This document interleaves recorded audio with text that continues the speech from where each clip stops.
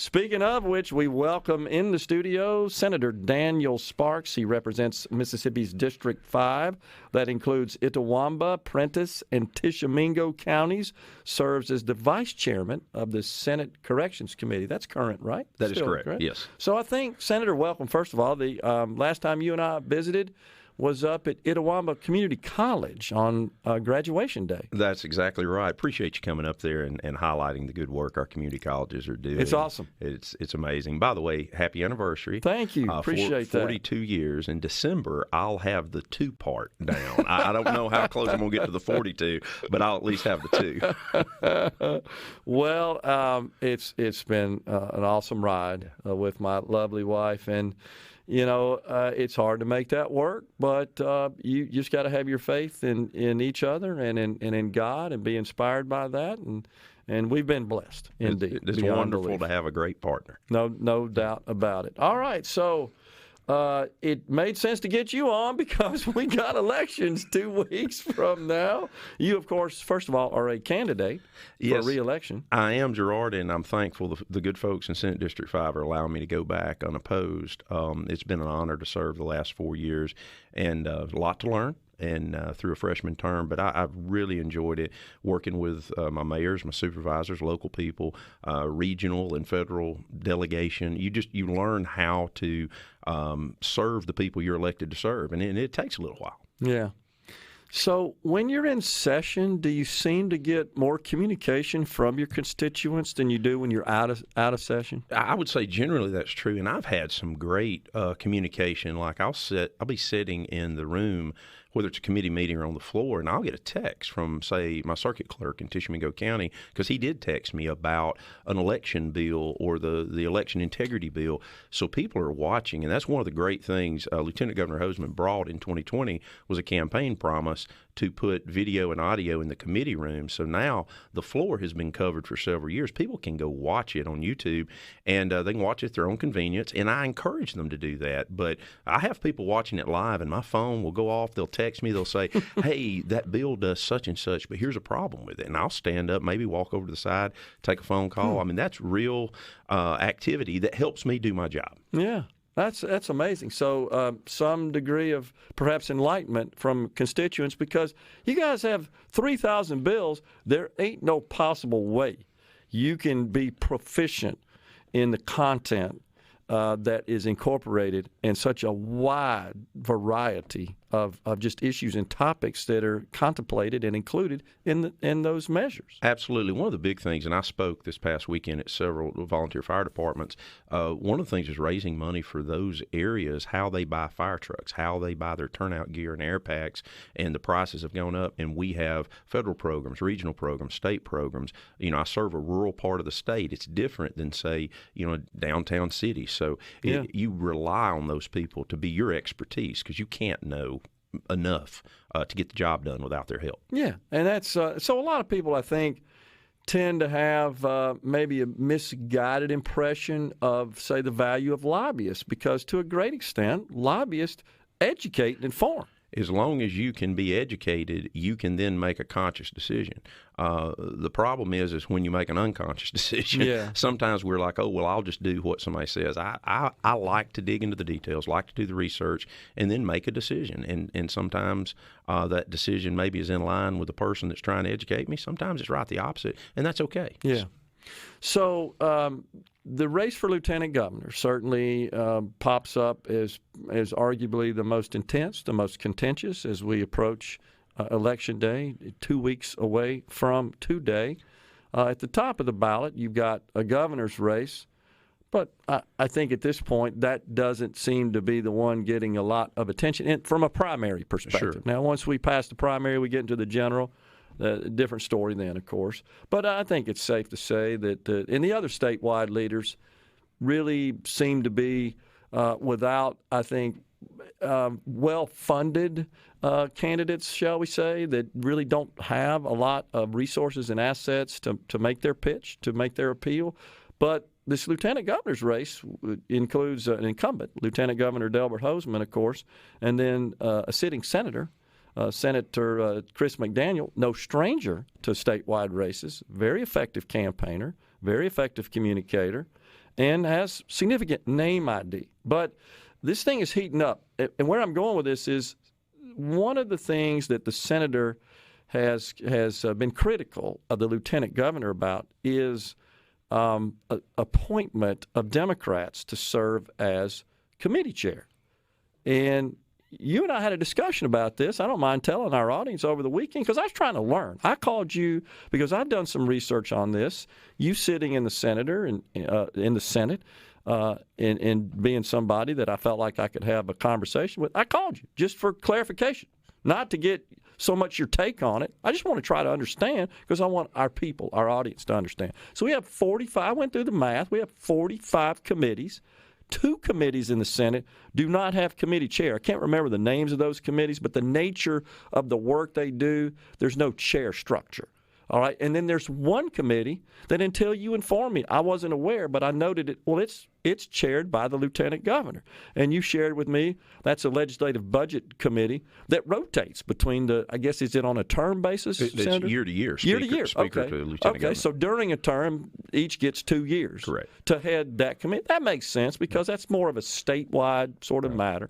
All right. So that being said, that leaves 42 committees.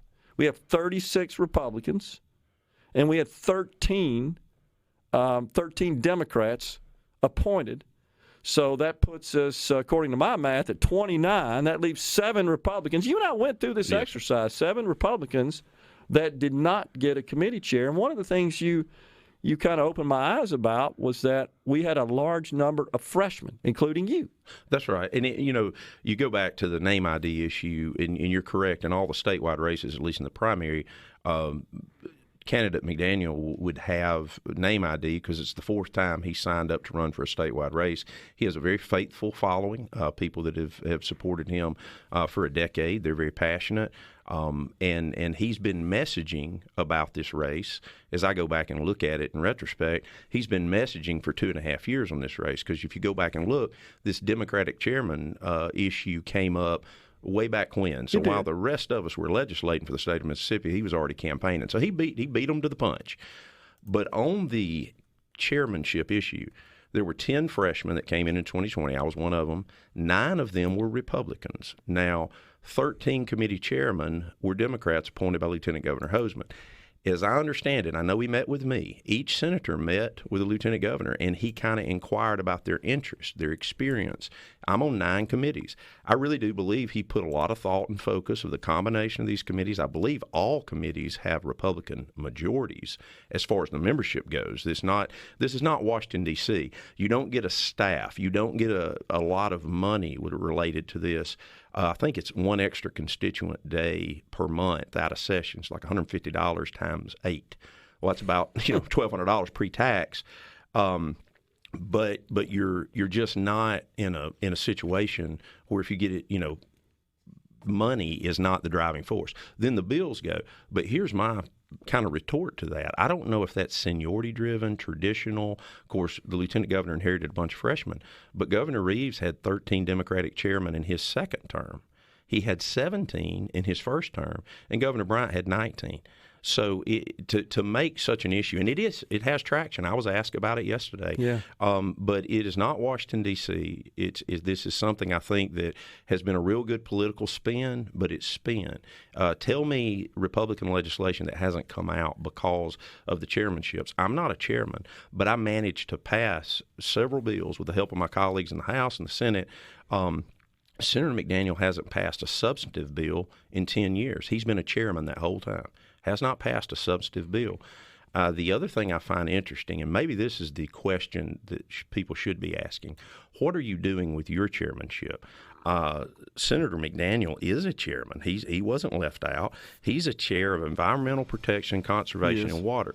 When we come back, or I'll give you a quick list. Yeah. What about the Jackson water situation? He's had no hearings in 4 years. Madison County landfill, the ARPA funds to rural water municipalities, the Bonnie Carey spillway, the Wildlife Trust Fund, every one of those are in his committee category. He could have called hearings, had, all this radio time or television time. He's not held a hearing in 4 years. So me not being a chairman or him being an ineffective chairman is about equal. We'll continue this discussion with Senator Daniel Sparks in the Element Well studio. Stay with you. We've got Senator Daniel Sparks joining us today. We're 2 weeks away from primary day. I got to get this. Ben from Madison says, we were talking about energy, it'd be neat if we joined Georgia in adding a new nuclear reactor to our energy grid. I agree with you, Ben.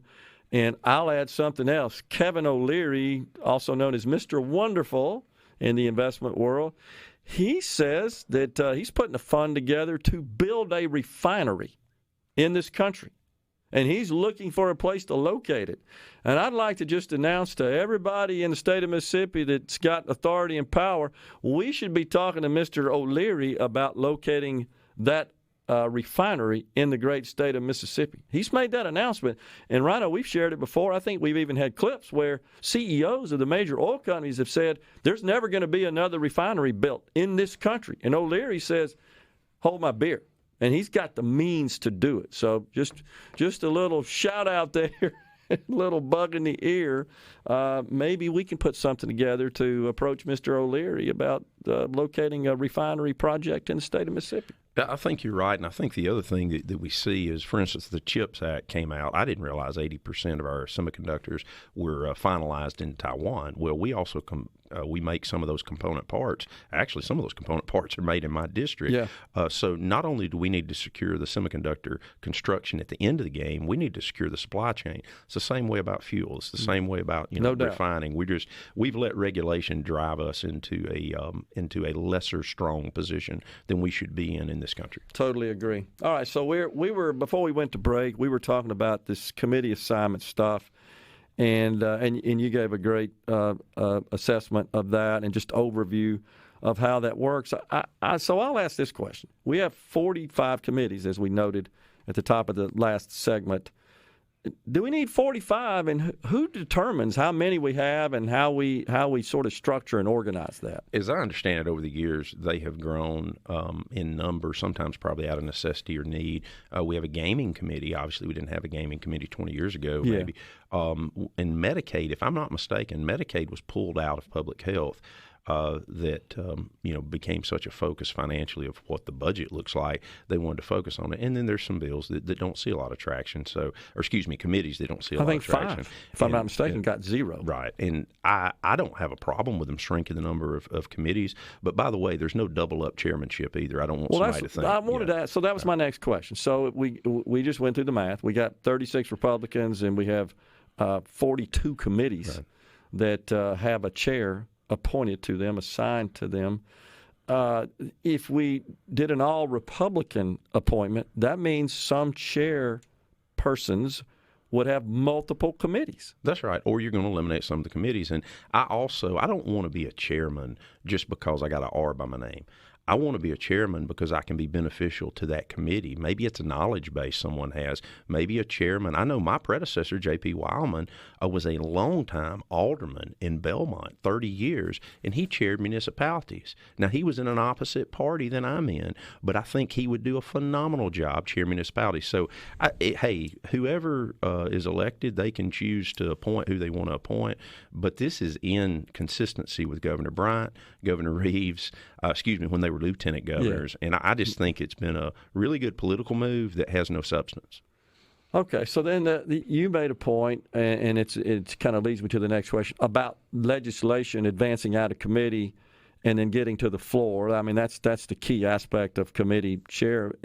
What sort of power and latitude do committee chairpersons have, Senator, to just not even bring legislation up for a vote in a committee? Can they just basically table it, put it in the trash, whatever? The committee chairman doesn't have to bring a bill out. Okay. And we've seen examples of that, and I can attest to the fact that the lieutenant governor's been very disappointed in some of those decisions, but he has tried to let chairman be chairman. Okay. He assigns the bills, and the chairman, and also a bill can get amended to the point where it can run off the rails, or you learn something new, and the chairman says, I don't think that bill is ready to come out. We had that happen on PBM bills the last couple of years.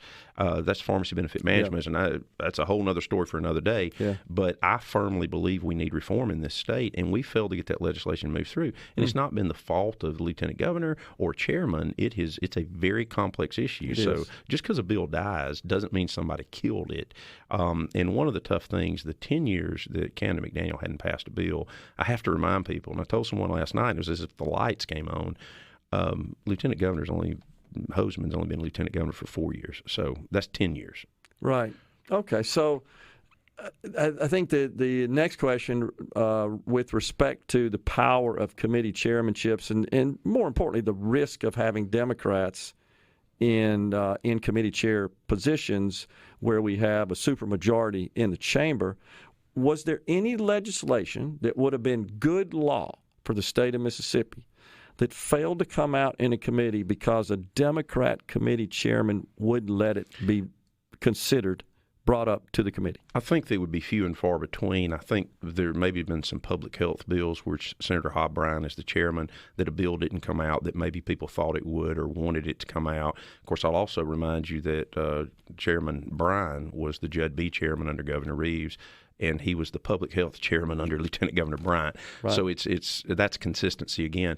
But I'm sure there have been a few pieces, but not very much. And that's a great question, because here's the other thing, that once you learn the legislative process that I didn't know as a freshman, I wasn't ready to be a chairman. You want to get manipulated? Give me power and authority without experience or knowledge. But you can make amendments on the floor. And one of the things that happens is, if a code section is open and say my bill died in committee, I could go and offer an amendment on the floor and put my legislation inside somebody else's legislation where that code section's open. I go back to Candidate McDaniel. He didn't speak on a bill this year. He didn't come to the well on any bill. So when he says Delbert Hoseman killed my legislation, it's simply untrue, because he didn't try to revive it. I told somebody the other day, he's killed more of his own legislation than anybody has, but you literally could have offered amendments. I've done it. I've tried to put my stuff in and been successful to work with that, but you also have to go talk to your colleagues to move your legislation. I dropped bills, the first couple of years, and they didn't come out of committee. I didn't really know to go to the committee chairman and say, hey, this bill's very important to me. This is why this bill's important. You have to work your bills to have success. Okay, so here's what makes it tough for just the average voter, and I put myself in that category, trying to understand all this stuff.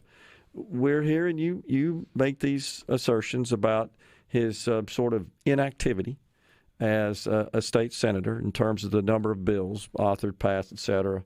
And then we see from his camp and his surrogates these listings of bills that he's been involved in. How are we supposed to discern what's real and what's not in that stuff? So, for example, they claim he passed a bill into law protecting students' rights to pray in school, passed our state's E-Verify law, passed a bill cutting red tape on Mississippi small business owners. I'm not sure specifically the bill there. Killed the terrible voter ID bill that Lieutenant Governor Hoseman proposed to the legislature when he was Secretary of State. Right. So how do you reconcile that? Well, easy. All of the bills he passed are greater than 10 years ago. He's been in the Senate for 16 years, 4 terms. He keeps dropping term limit bills, but he's been there 4 terms. But I agree that he passed some bills, but for 10 years he's not passed a substantive bill. He's passed 3 bills. One of them was naming something. One of them was West Nile Mosquito Awareness Week, and one of them was Beauty Pageant Winter. Now, those were important to the people that he passed, but those are the 3 bills, and I've researched it myself. Okay, so then the time period, I think, the time frame that's evaluated is what's important here. So you're saying in 10 years, 3 bills. Yes. But if you look at his total history in the state Senate, that's 16 years, 4 terms. He's got some legislation to his credit, just not in the last decade. That's right, and that's a good point. He's also been a chairman in the past. In his second of his 4 terms, he was chair of elections. Well, I find it interesting this year, under Lieutenant Governor Delbert Hoseman, we passed a bill to prohibit ballot harvesting. I think that's very important. Okay. We passed a bill to make sure there was a paper trail for your ballot with these machines. We also, I think, year before last, made sure there was money, probably through ARPA funding, to help our counties buy these machines, make sure that we're securing our elections. And we passed an election integrity bill that gave audit. Those are 4 major pieces of legislation about elections. Candidate McDaniel was chair of elections up to 2016, going into the 2016 election. Why in the world were these things not done earlier? Yeah. I mean, he can talk all he wants, but he left a lot of meat on the bone as it relates to elections. Okay. All right, so if you can hang around, I got some more questions Love for you. to. Yes, thank you. We've got Senator Daniel Sparks in the Element Well studio. We're talking about the elections. They're 2 weeks away. Stay with us. Okay, that's one of my favorite tunes. That's from Crosby, Stills, Nash. That's about 68 or 9 or so. Got to look it up. That was the original album. Has Sweet Judy Blue Eyes on it. What year? You see 69. 69, I told you. Read the lyrics and tell me you have a clue what they're talking about, will you? I'm not inebriated. I think that may have been some drug-induced lyrics there. It's a great tune, though. So, Chris from Oxford, we're sitting here, and we've been discussing the committee chair appointments, and I'm not here to either attack, honestly, or defend that. I really want to understand. Right. And I will ask the lieutenant governor about this, and I'll ask the challenger, Senator McDaniel, about this issue, because you even shared with me. You've heard that from out and about in the public. It certainly is a strong talking point. Right. You got a supermajority in the chamber, and you've appointed Democrats to chairmanships, and you've left some Republicans on the sidelines. Yeah, I mean, I can understand why that would be an issue. So Chris from Oxford says this is really BS about the committee chairman, and hence that's why people are mad about the ballot initiative. They're still holding it hostage, and that's the whole reason for the ballot initiative is because of the committee chairman. I may have not worded it correctly, but you know what I'm saying, Gerard. Not sure if you feel the same, but maybe convey my message. Okay, so we did, Chris, and let me address that before we ask the senator too. I don't think, Chris, that having Democrats serve as committee chair are the reason we don't have the ballot initiative reinstated. That is a function of the inability to reconcile between a House version and a Senate version of restoring the ballot measure. But let's be clear, and Rhino, you can attest to this. I've read Senator John Polk's exact quotes on the air last week. The senator clearly believes that we have a representative form of government and doesn't seem to be, reading between the lines of his statements, a big fan of the ballot measure process.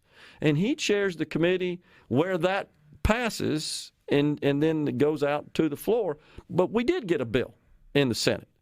We did, but it's not something that's going to pass the House, and vice versa. That's right, and the legislative process is frustrating for legislators, and I'm sure for people often back at home. And one of the things that I guess I probably should say, I've gotten really engaged in this race because of what I believe to be mismessaging. And social media can be very good and it can be very difficult. But in March, there began to be a lot of commentary from candidate McDaniel on issues like the superintendent of education, the REAP Act, things that I was watching live in real time. I've worked with both of these men for the last 4 years, and that's why I support who I support, is from my body of work and what I've seen them do. But I began to push back on social media with my colleague. And he blocked me on April 19 of 2023, and I'm blocked to this day on Twitter and Facebook. That's the great constitutional defender. And I'll be honest with you, I think some of our conservative constitutional folks are asleep at the wheel, because the Fourth Circuit and Second Circuit have spoken to this, and you can't block people on public figure social media sites. But that's okay. I went to my own page and I started putting up videos and trying to explain some of the things, like the 13 chairman, because I don't want messaging to affect people's votes. Right. Some people are going to choose a different candidate than I do, and that's great. That's the process. But it just continued. Like there's things that aren't little, but there was Amendment number 5 to HB 1020. You know HB 1020. That's been litigated. It's being litigated. Solly Norwood, a Democrat, offered an amendment, Amendment number 5. And it was to strip out the permit to protest part. I stood up. I asked a question. I said, is this because you believe we shouldn't impose free speech zones? Everywhere should be a free speech zone. He said, yes. I voted for that amendment. I was one of only 3 Republicans that voted for that amendment. So, and Senator McDaniel wasn't one of them. So that's a free speech issue. That's not going to show up on the little scorecards that come out of D.C. They look at 1 to 5% of your votes, and they want to come tell our constituents who we are. They want to control you with that vote. You know, our friend Russ Latino today dropped an article about how the L.A. Times has had to walk back their criticism of the Mississippi Miracle. You know, they mocked us, and I am so proud that he's calling them out on that. I think there's a lot of people that's going to have to walk some stuff back. But if they walk it back after August 8th and we've voted on something that isn't true, like redistricting in Madison County, I'm an attorney. I'm very interested in the court redistricting. There has been zero discussion amongst legislators about that. That it was pulled out of I don't know where, but it is false. And I'm telling you it's false, not because I'm for some candidate. It's false because I'm a senator. I'm one of 52, and I'm an attorney, and I'm very interested in the first the first judicial district, because there's been discussions up there. We're 7 counties. So I'm very in tune with that. Well, I want to tell the people of Madison County, it's not been discussed in the Senate. That's just not true. You go on and on and on. Benny Thompson's district, they've said, oh, we've drawn him into South Mississippi. We've enlarged his district. That's a math issue. You have to have an equal number of population with a plus or minus. They've complained that we drew it south. Where did they want to draw it? Into DeSoto County? Is that where Senator McDaniel wanted to draw the map for Benny Thompson? Because he had to have some population. If not DeSoto, Madison County, you have to go where there's population. So when he goes out and he says things like this, I find it just disgusting because it's not true, and we have good people out there that rely on people like me and like him to tell them what's really going on. By the way, pay raise bill, Lieutenant Governor pay raise. He said this on your show. It's a 41% increase for the lieutenant governor job he's now running for, and he's an aye on the vote. And I think he told you he wasn't in the room when it got voted on. So that's unfortunate. He also told you that he wasn't going to take that extra pay. Now, we'll see how that works. I think PERS will have something to say about that. I don't think you can reject it. I do recall asking that question. Yeah. We had him on the show. It was maybe back in March time frame, and we had him on for an hour. Yes. I let him stay on for an hour. And I say let him because the host here, by the way, do have control of that. Rhino can attest to that. We're not told you're going to do. The only thing we'll be told is if we're interviewing a candidate based on FCC rules, we'll limit that to one segment. Right. But if it's a guest, it's our discretion, just based on how the conversation's You did a great job, and he talked about a lot of things. It was a great conversation. 401, which you and I talked about a lot, HB 401. He told you on his show he voted against it in committee. I'm going to show you the video where he got up and walked out of the vote before it was taken. Talking about the vehicle. The auto dealer bill. That you and I disagree on, but we've done it respectfully. Yeah, but you know it well. Well, the reason I know he walked out of the room, I'm the one presenting the bill, and I'm watching him because he's this great orator. He's this super calculated and intelligent guy who I thought was going to come after me on the bill, so I'm prepared. And I watched him get up and leave. I went and pulled YouTube again. Delbert Hoseman brought you transparency. He also brought me the ability to give the tail of the tape. And the tail of the tape is going to show he left the room before the vote. So I will say that I applauded him for voting against the bill because I did not support the bill. And I know that in conversations I had with the lieutenant governor, he did support the bill, as did you and most of your colleagues and over in the House as well. That's a different story. But I didn't realize that maybe his participation in the committee, that when they took that up, I didn't realize that. And see, that's where the work's done. 1315 is a bill that's come out lately. That's the anti-porn bill. That's right. And there's been an advertisement, and the McDaniel campaign has cried foul because it is said in the advertisement that he didn't vote for. He was absent when the porn bill was voted on. Well, there are multiple votes. I showed you earlier 27 actions on that bill that took place. The committee work, if he wanted to beat 401, he should have stood up in committee and said something. He didn't say anything in committee. He didn't say anything on the floor. The 1315 bill on February 28th, the committee meeting happened. It was an hour-and-a-half committee meeting. He just wasn't there. So he didn't vote in committee. That's what was said. Should there have been clarification and said Senator McDaniel skipped the very important work-intensive 1.5-hour committee meeting where really the nuts and bolts and guts of legislation is done, they'd have run out of time in the commercial. Yeah, it's a little misleading, and I've expressed my concerns to the Hoseman campaign about that. It's a little misleading because it conveys the message that the senator did not vote for the bill. That's not actually true. He voted for the bill, the anti-porn bill. Yes. We're talking about HB 1315. He's officially recorded as a yay in the record, but it is true that Judd B., which deliberated the bill, which considered the bill, of which he's a member, he was absent that particular day. And I don't know anything beyond that. And the only reason we know that's because we reviewed the video. And that video is brought to you by Delbert Hoseman. I'm thankful that that's there, because I don't like the gamesmanship. I don't like the misleading part. But as you well know, a bill could be voted on multiple times. Right. It could get changed in the House. It comes back in conference. If I vote no on the final conference bill, I could say I didn't vote for that bill, but I voted for the first version. I mean, but the truth is, come to committee. He's not a frequent visitor in committee, but when you go an entire year going into an election and you don't raise your voice from the floor of the Mississippi State Senate to speak on any bill, offer any amendment, and he told them in Oxford, Mississippi, why he did it. He said the Senate doesn't take debate seriously. I was sitting in the room.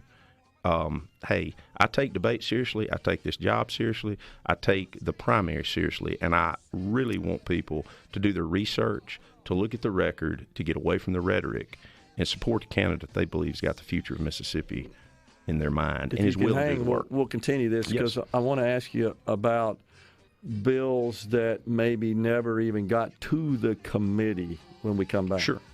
Some more anniversary music. So, Senator, that brings me back to the days, it was called Dixie Week back then when I was at Ole Miss.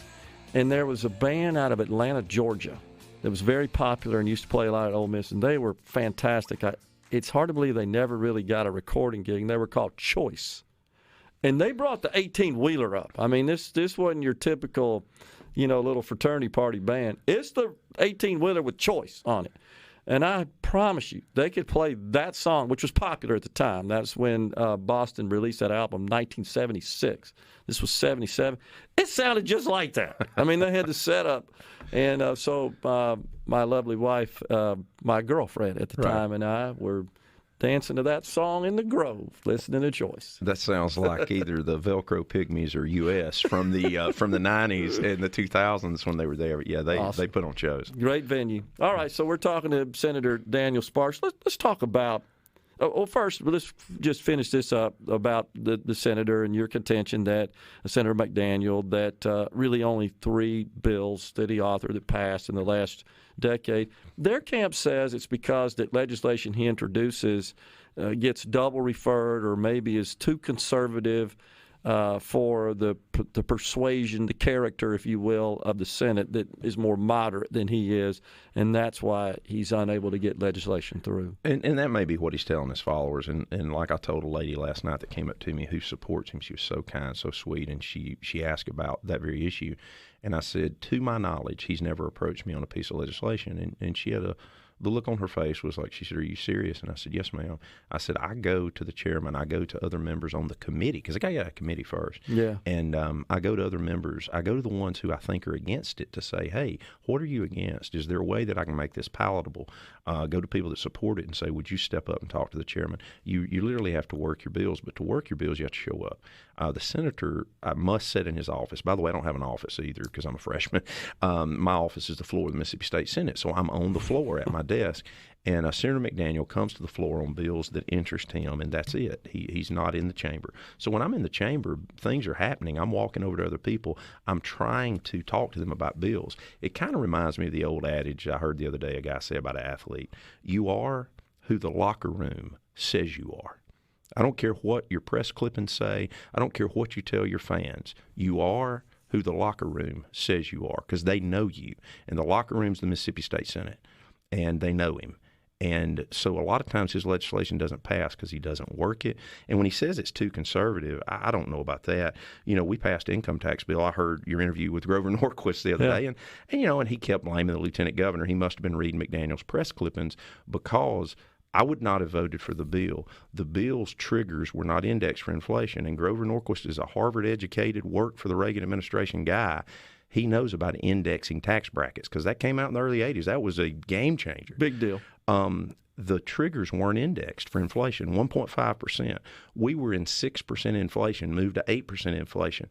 That's why I didn't support their bill. It's because mathematically it didn't work. The lieutenant governor is a tax attorney trained at one of the best LLM for tax schools in the country.